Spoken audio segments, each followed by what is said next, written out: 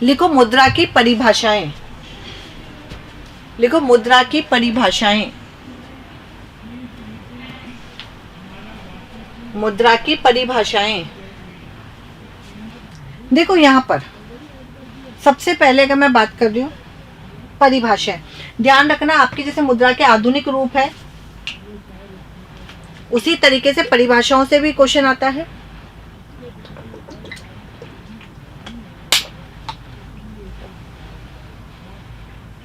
सबसे पहले जो परिभाषा हमको दिख रही है वो किसकी दिख रही है? हार्ले विदर्स की। मुद्रा वह सामग्री है जिससे हम वस्तुओं का क्रय विक्रय करते हैं। और ये है वॉकर लिखा हुआ है यार, ये गलत लिख दिया उसने।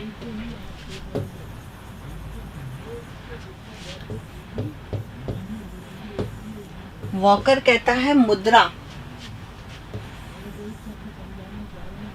मुद्रा वह है जो मुद्रा का कार्य करे। यहां तक है ये। अब समझना मेरी बात को बहुत अच्छे से। रामदयाल के सामने तो ये प्रॉब्लम आई हुई है, मुझे याद है कि जिस साल आपने दिया था पेपर उस साल ये क्वेश्चन आया भी था पेपर में। ये जो है देखो मुद्रा के अलग अलग विचारकों ने अलग अलग परिभाषाएं दी है। सबसे पहले परिभाषा की अगर मैं बात करती हूँ तो वॉकर ने एक परिभाषा दी है कि मुद्रा वह है जो मुद्रा का कार्य करे। इसे तो सीधी सी बात कर दी कि कोई भी वस्तु मुद्रा है, कोई भी वस्तु हो सकती है वो मुद्रा, जो मुद्रा का काम करे। और मुद्रा का काम क्या है? विनिमय का माध्यम है, क्रय विक्रय होते हैं, लेखे की इकाई है। यानी जिस भी वस्तु से क्रय और विक्रय किया जा सकता है वही मुद्रा है। अब चाहे वो सिक्के हो, सोने के सिक्के हो, चांदी के हो, लोहे के हो, पत्र मुद्रा हो, कुछ भी हो, उससे हमें मतलब नहीं है। किससे मतलब है? कि कुछ भी चीज हो। अरे भाटे भी अगर होंगे ना, भाटा भी, और हमने उसको ये मान लिया सर्व सहमति से कि ये भाटा हमारी मुद्रा है, इससे हम कोई भी वस्तु खरीद रहे हैं बेच रहे हैं, तो वह मुद्रा है क्योंकि वह मुद्रा का काम कर रही है। तो इसको एक बार लिख लो क्योंकि ये पीपीटी गड़बड़ है। लिखो मुद्रा की परिभाषा में, मुद्रा वह है जो मुद्रा का कार्य करे। वॉकर ने कहा है मुद्रा वह है जो मुद्रा का कार्य करे। रामदयाल याद है कि यहाँ पे क्या प्रॉब्लम आई थी पेपर में? अब मैं यहाँ की प्रॉब्लम बताती हूँ आपको। कुछ किताबों में इस परिभाषा को वॉकर की माना गया है और कुछ किताबों में ये माना गया है कि ये परिभाषा किसने दी है? हार्ले विदर्स ने दी है। कौन सी परिभाषा? मुद्रा वह है जो मुद्रा का काम करे। ये कुछ किताबों में तो दे रखा है वॉकर ने लिखी है और कुछ ने बताया कि ये परिभाषा हार्ले विदर्स ने लिखी है। आरपीएससी में ये क्वेश्चन कई बार आ चुका है, पर जब वॉकर आता था तो हार्ले विदर्स नहीं आया, और जब हार्ले विदर्स आया तो क्या नहीं आया? वॉकर नहीं आया। बात समझ रहे हैं मेरी? अब देखो यहाँ पे बात है जो मैं बताना चाह रही हूँ, आपको समझाना चाह रही हूँ कि यहाँ पे परिभाषा जो है वो क्या है? मुद्रा वह है जो मुद्रा का कार्य करे।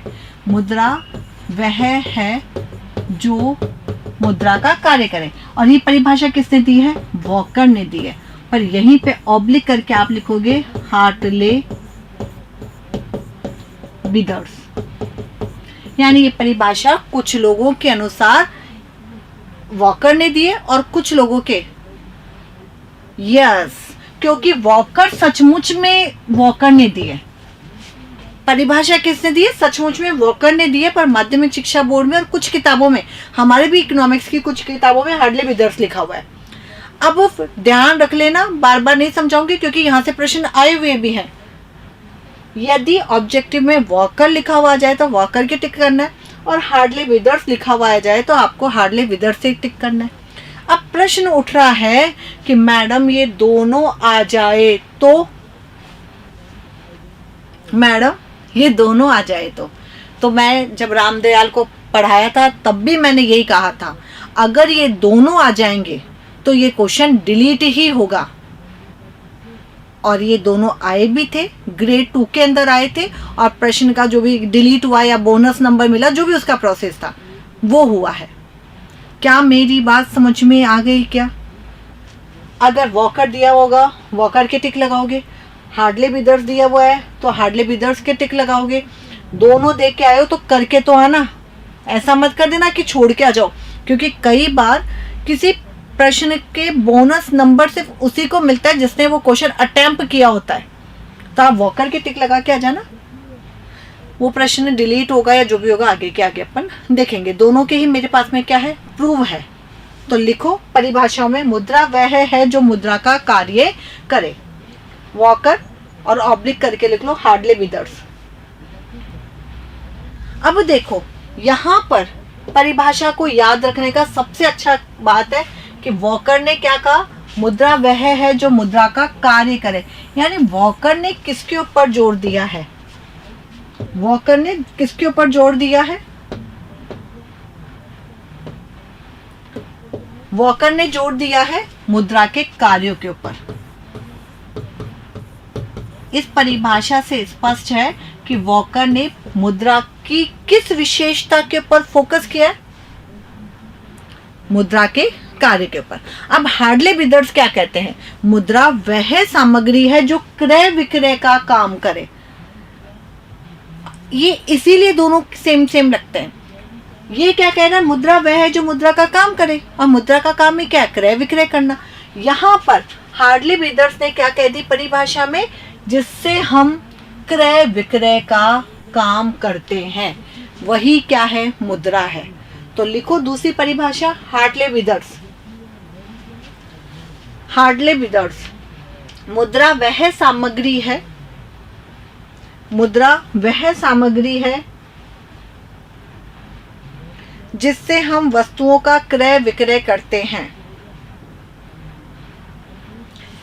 यानी कैच कर लेना, हार्डली बिदर्स और वॉकर दोनों ने मुद्रा के कार्यों के ऊपर जोर दिया है, परंतु मार्शल ने मुद्रा के आर्थिक महत्व के ऊपर प्रकाश डाला है। और मार्शल ने क्या कहा कि मुद्रा वह धुरी है जिसके चारों ओर आर्थिक क्रियाएं या अर्थव्यवस्था चक्कर लगाती है।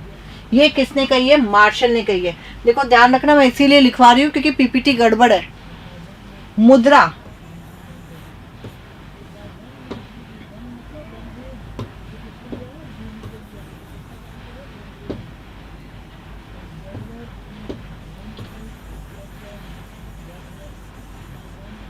मुद्रा वह दूरी है जिसके चारों ओर आर्थिक विज्ञान, आर्थिक क्रियाएं, अर्थव्यवस्था, ये कोई भी शब्द हो सकते हैं, चक्कर लगाती है।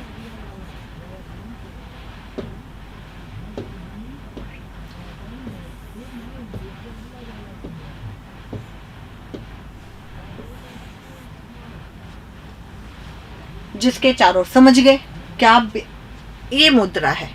और याद करो आर्थिक क्रियाओं की परिभाषा, याद है आर्थिक क्रियाओं की परिभाषा क्या थी, जिससे हमें धन की प्राप्ति हो, जीविकोपार्जन का साधन हो। तो जहाँ पे आर्थिक क्रियाएं, आर्थिक विज्ञान या इकोनॉमी की बात करती हूँ मैं, तो वहाँ पे इस लाइन में पूरा का पूरा मुद्रा का महत्व समझ में आ जाता है। यहाँ पे कार्य की बात हुई है, मार्शल ने क्या करा है, मुद्रा के महत्व पे जोर दिया है। किस पे जोर दिया है, मुद्रा के महत्व पे जोर दिया है कि मुद्रा वह है जिसके चारों ओर अर्थव्यवस्था चक्कर लगाती है। और ये कथन किसका है, मार्शल का है। तो लिखो मार्शल के अनुसार, अगली लाइन में एरो करके लिखो, मार्शल के अनुसार मुद्रा वह है जो, मुद्रा वह है जो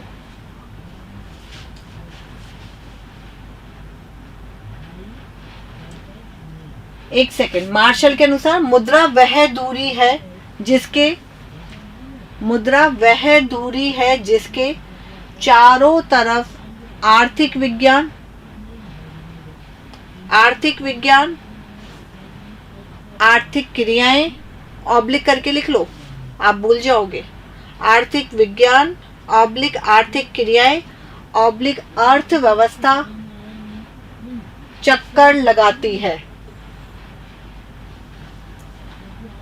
चक्कर लगाती है।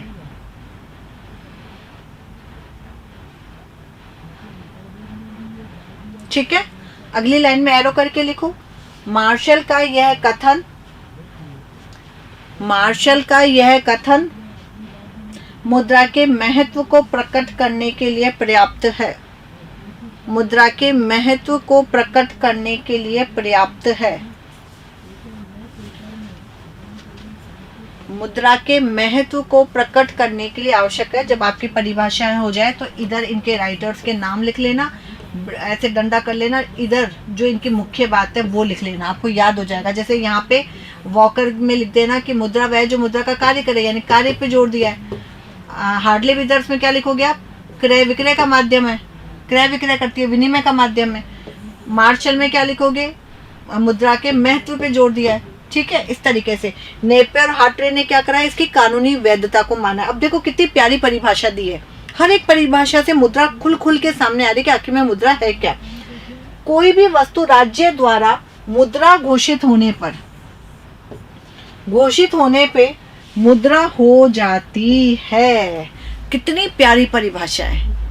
कोई भी वस्तु, भाटा, भोबल, नोट, सिक्के, कुछ भी हो, यदि राज्य ने उसको मुद्रा के रूप में घोषित कर दिया है तो वह क्या बन जाएगी? मुद्रा बन जाएगी। याद करो, नवंबर। और यदि राज्य कह दे कि ये मुद्रा नहीं है तो वो मुद्रा नहीं होगी। मोदी जी आते हैं, 8 बजे संबोधन किया था जनता के सामने और बोल दिया आज रात 12 बजे से 1000 और 500 के नोट बंद। बात को समझो। राज्य का मतलब यहाँ पे वो राज्य नहीं, राजस्थान वाला राज्य नहीं है।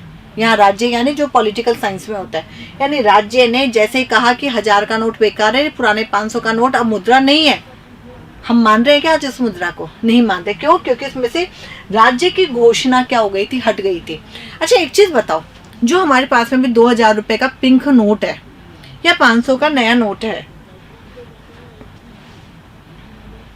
इस नोट को मोदी की घोषणा से पहले आपको कोई देता तो आप ले लेते क्या?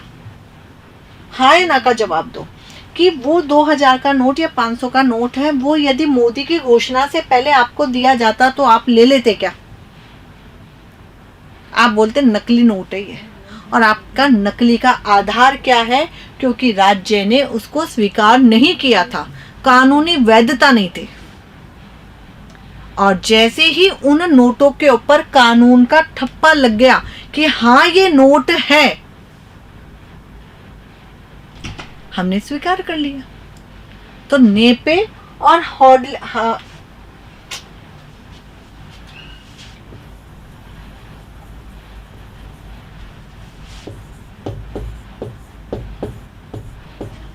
लिखो नेपे और हॉट्रे होता है शायद।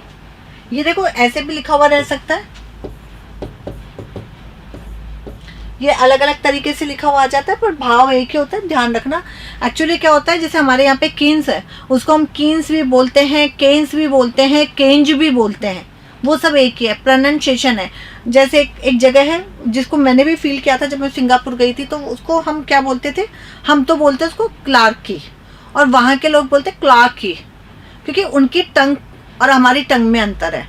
तो ये थोड़ा सा लिखने में अलग अलग आपको देखने को मिल सकता है, तो यहाँ पे ज़्यादा आने की टेंशन में आने की ज़रूरत नहीं है। कोई भी वस्तु राज्य द्वारा मुद्रा घोषित होने पे मुद्रा हो जाती है।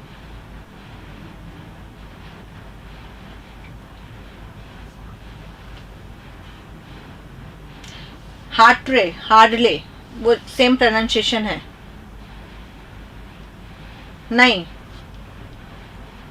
वह लगा हुआ है, वह लगा हुआ है। कोई भी वस्तु राज्य द्वारा मुद्रा घोषित होने पे मुद्रा हो जाती है। अतः अगली लाइन में एरो करके लिखना, अतः इन्होंने मुद्रा के लिए कानूनी स्वीकृति को आवश्यक माना।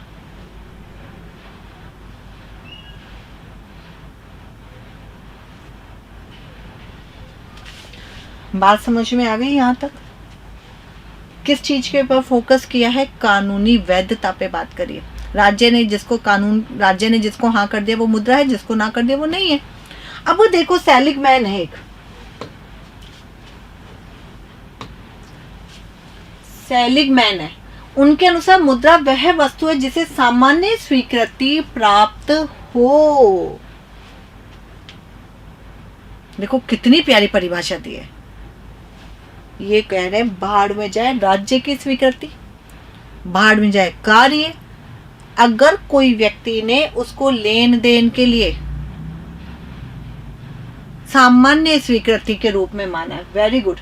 और सामान्य स्वीकृति का मतलब बाल के बदले में जीरा। सपोज करो सबने मान लिया कि हम जीरे से चाहे जो चीज खरीद सकते हैं, सामान्य स्वीकृति हो गई। सरकार बोलती है नहीं मानेंगे हम इसको, पर हमने आपस में क्या कर लिया, मान लिया।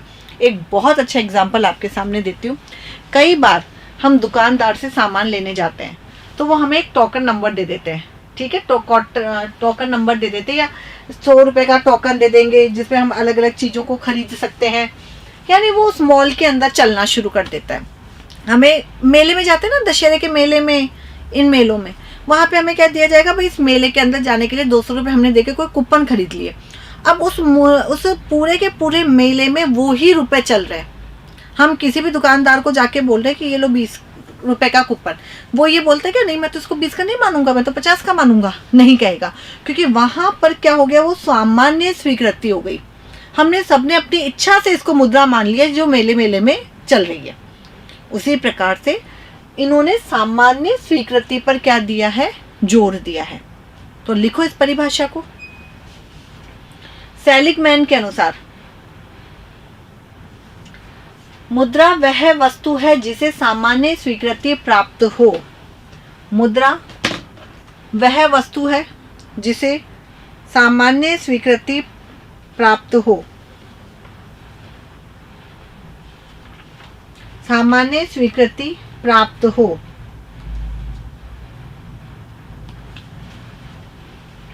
तो इन्होंने किसके ऊपर जोर दिया है, सामान्य स्वीकृति पर जोर दिया है। आगे अगला समझो, देखो किनले ने भी कितनी प्यारी परिभाषा दी है।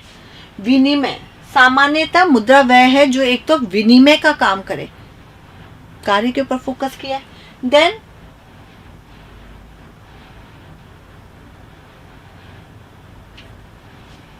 इसको ढंग से मैं लिखवा देती हूँ, समझ लो। एक तो इन्होंने कहा है विनिमय का काम करे, और दूसरा क्या करा है, मूल्य के मापन का काम करे, यानी मूल्य के मान के रूप में हमने उसको स्वीकार कर लिया है। अगर मुझे किसी ने कहा है ये मार्कर 10 रुपए का आता है और वहां से 10 का नोट आता है, तो एक तो विनिमय के माध्यम के रूप में मैंने स्वीकार कर लिया, और दूसरा किसके रूप में स्वीकार कर लिया कि ये मूल्य के मापन का आधार भी मान लिया हमने। बेसिकली कार्य को लेके ही बात करिए। तो इसकी परिभाषा ढंग से लिखो। किनले के अनुसार, किनले के अनुसार मुद्रा एक ऐसी वस्तु है, मुद्रा एक ऐसी वस्तु है जिसे सामान्यतया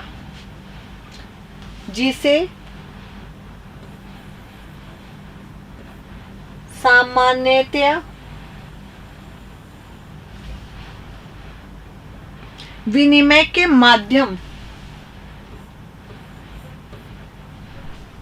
विनिमय के माध्यम